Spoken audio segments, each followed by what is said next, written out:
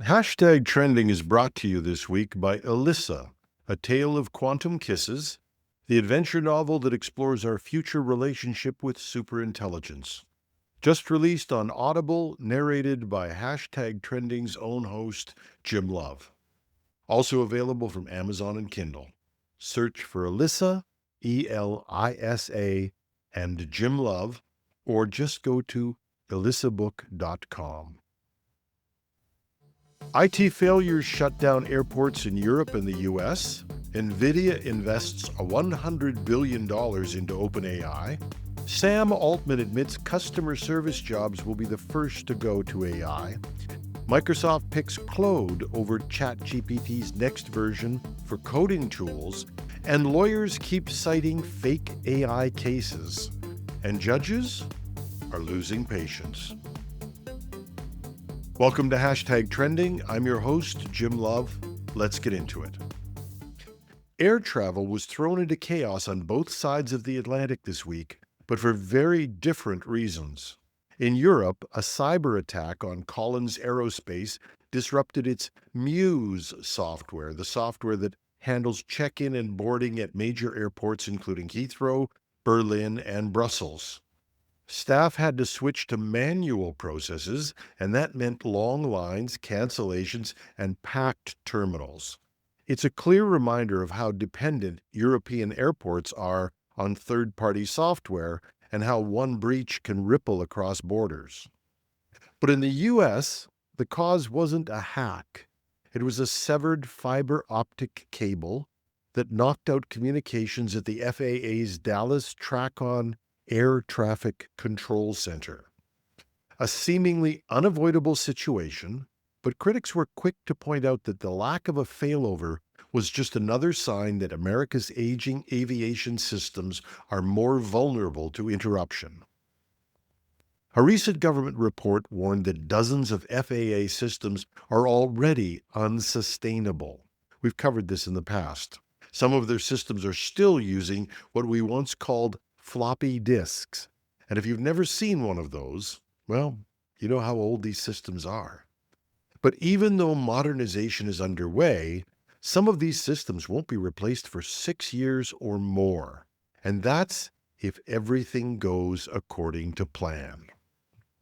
For different reasons, on different continents, this week's breakdowns took us to the same point.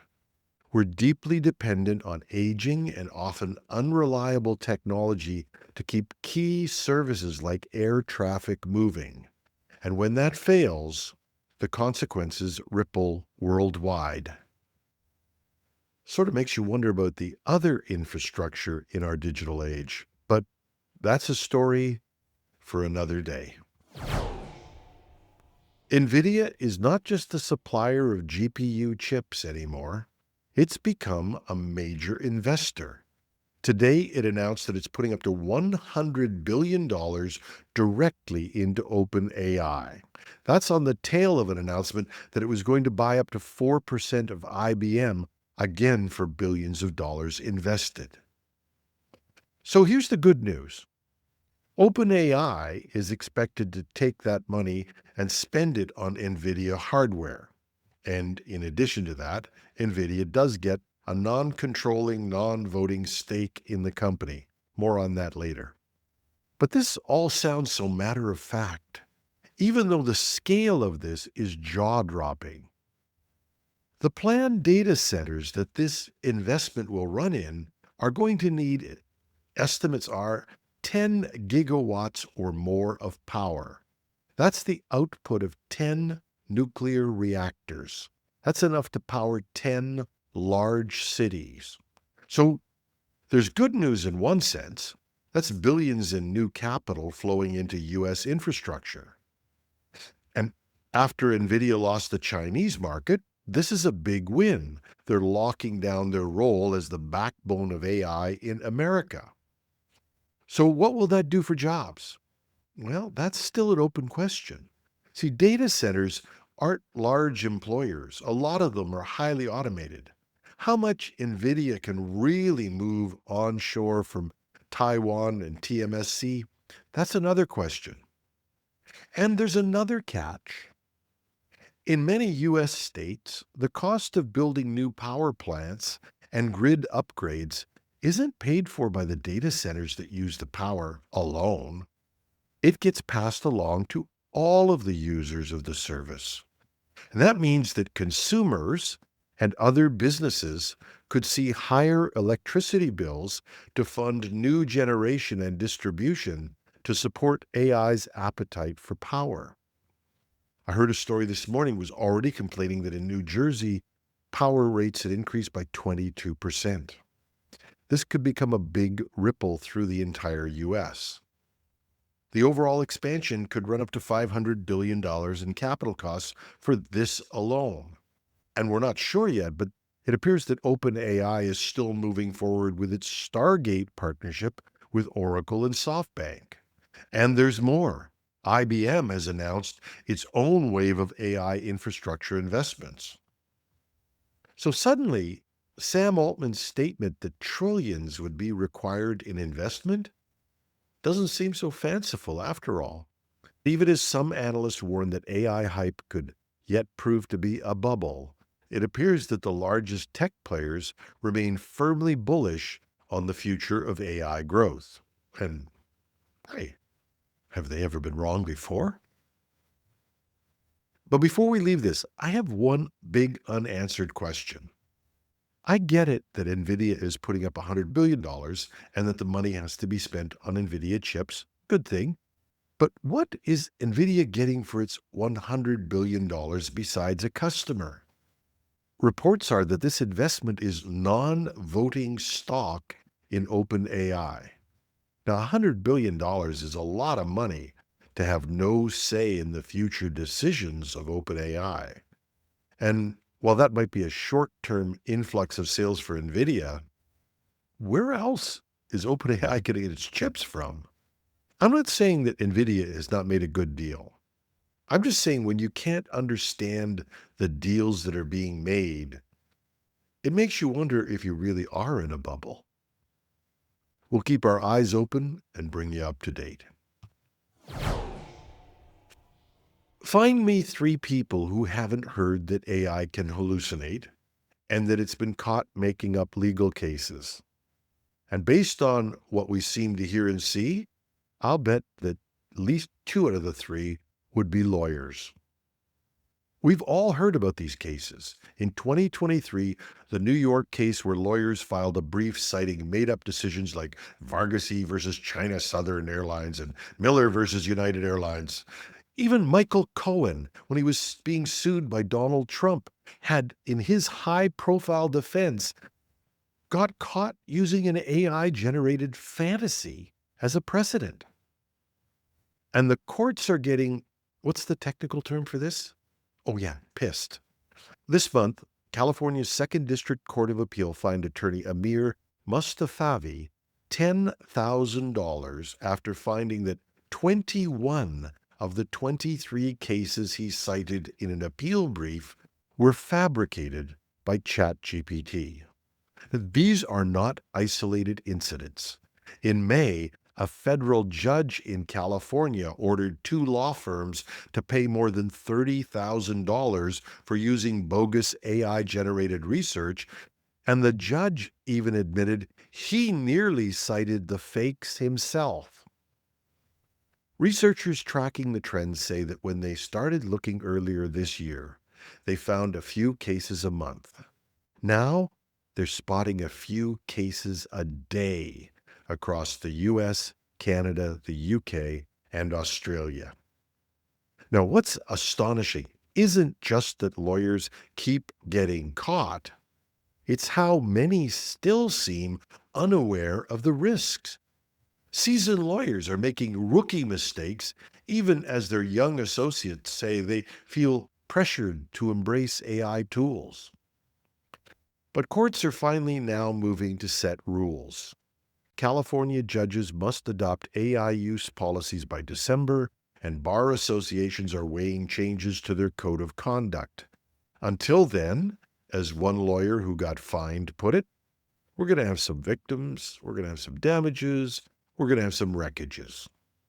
But this is nuts. And it points to what might be a bigger problem. Doesn't the law and regulations change all the time? Aren't lawyers supposed to keep up? It appears that a lot of lawyers aren't keeping up with what's happening in their own profession.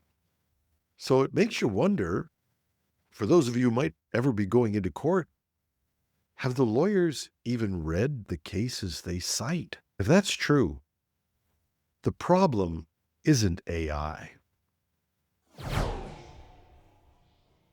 OpenAI CEO Sam Altman says he's confident that customer service jobs will be the first to fall to AI. In a recent interview, he predicted what many of us already know, that most of today's call center and online support work will be handled by machines. Whether it's better or not is a question, but it's going to happen. And programmers are likely the next in line.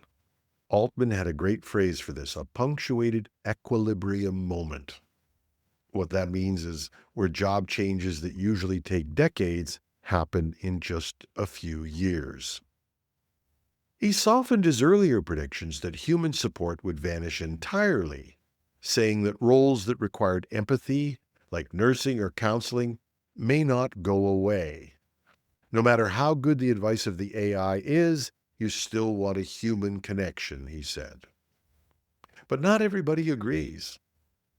Some studies have shown that AI appears to have more empathy than doctors. But on the customer service prediction, the industry seems to be going with Altman. Oracle has already said it aims to automate all customer support, and Salesforce cut 4,000 live agents in the last year. So why are the analysts at Gartner, the largest advisory in IT, forecasting that by 2027, half of all companies will walk back their plans to shrink customer service staff, reflecting ongoing skepticism about AI replacing humans wholesale? Now, you have to take this with a grain of salt because Gartner, once the gold standard of technical advice, has its own issues. Its stock has fallen from $506 in September 2024 to $256 today. That's roughly a slide of 50%, in a time when the S&P 500 was up almost 17%. So which experts do you trust? The fact is, the future is absolutely uncertain. All we know for sure is that there will be change and impact. How much? It's a guess. But I keep coming back to the idea we don't need colossal swings. Remember, under COVID, unemployment wasn't 30%, wasn't 25%, it was about 12 to 13%, and it devastated economies and deficits rocketed. No wonder that Altman also admitted in the same interviews that the scale of change weighs on him. He says the ethical implications of hundreds of millions of daily AI interactions sometimes keep him up at night. Me too. And that's about the only thing that Sam Altman and I have in common. Final story, a big surprise. Microsoft's GitHub Copilot for Visual Studio Code has paying users using fill in the blank. No, Anthropic's Claude Sonnet 4 is the default model for many coding tasks, not OpenAI's GPT-5. An auto model selector will choose what Microsoft considers the best performer, and at least for now, Claude has the edge. Now that's incredible, considering Microsoft has poured about $13 billion into OpenAI. And you have to wonder, what's the logic driving this? Now, Claude was once the darling of the coding world. It still has a powerful following, but as a corporate data-driven decision. Public coding benchmarks like the SWE bench show that there's little difference between Claude and GPT-5. They trade places by a fraction of a percentage point. Despite that, Microsoft says its internal benchmarks show that Claude performs better, particularly on complex coding tasks over a long period of time. The catch is, those benchmarks aren't public, nor is there an agreed standard yet for testing long refactors or multi-file jobs. So all we can really say is Microsoft appears to like Claude better, which is okay. But voting against your own $13 billion investment? It's like if you heard someone from Teams say they're recommending Zoom. So how do you explain this? Well, the context makes it even more interesting. Earlier this year, there were reports of friction between OpenAI and Microsoft over governance and revenue sharing. There were tales of people yelling at each other in meetings, and OpenAI has been spreading its bets. We covered one of those stories earlier, signing major infrastructure deals with Oracle and now Nvidia. By leaning on Anthropic, is Microsoft showing it's got options too? Is this a data-driven decision and we just don't have the data? A smart diversification? Or a sign of a deeper strain?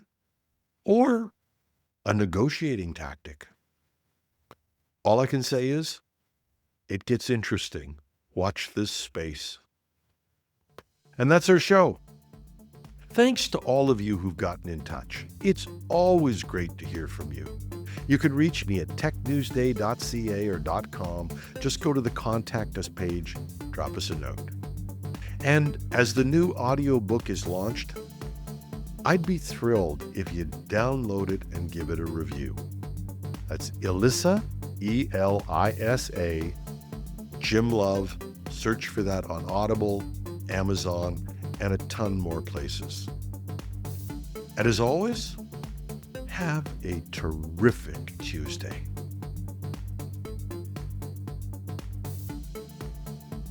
And as always, have a terrific Tuesday.